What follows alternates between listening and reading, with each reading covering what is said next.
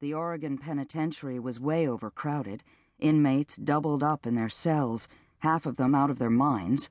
Fights were breaking out left and right, gangs getting tougher to handle. There were race issues, drugs, all while funding for counseling and rehab continued to get slashed. Why now? And why this? Mason reread the warrant. The execution was scheduled for October 29th, 12:01 a.m. "Less than a goddamn month," he said, shaking his head. Then, as if to rouse himself, he clapped his mismatched hands, one as dark as the rest of his black skin, one strangely, almost grotesquely white. There was no complaining in this job, he told himself, no moaning about what needed to be done, no stammering or stuttering or doing anything that might show the slightest bit of resistance or hesitancy. No, everything in his career had been leading him to this kind of challenge. His demeanor, his words, his actions would all set a tone, and he knew exactly what that tone had to be. Chapter 2, September 1983. She remembered the date, September 20th, and the time, 6 p.m. The scent of the air was spiked with apples, and over by the river, geese were taking to the sky.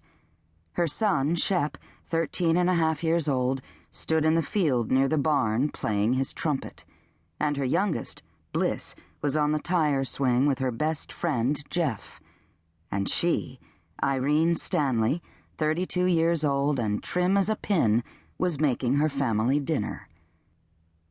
Nate pulled up in their brand-new pickup, tugged off his wide-brimmed Smokey Bear-style hat, waved to his kids, banged through the back door, and smacked a U.S. map on the counter next to where she was cutting vegetables.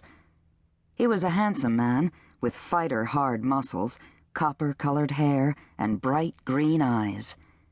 She smiled as he shucked off his jacket, dropped it and his hat on the kitchen table, and announced that a buddy of his back in the service had called that morning.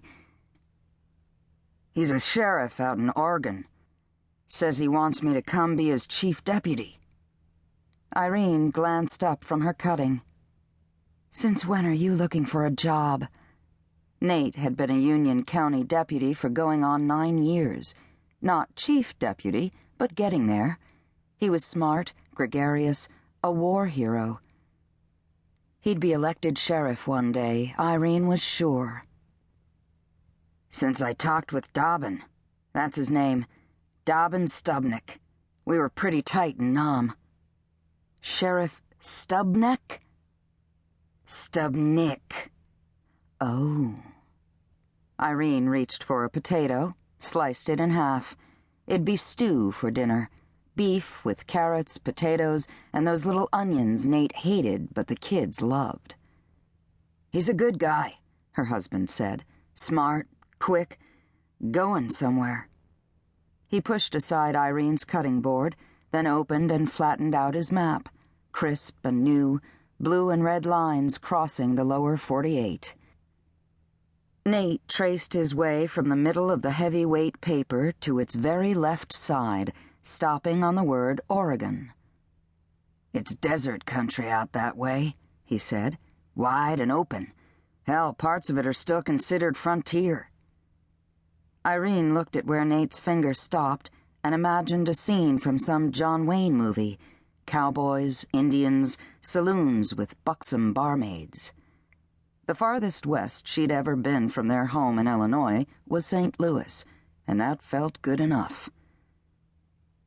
"There's everything there, sweetie. Mountains, lakes, the ocean, you name it." Irene set down her knife.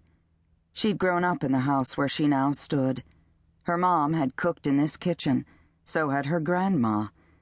The place was built by her great-granddad, and it sat on a fine and fertile piece of ground with the Mississippi curving around it like a hand.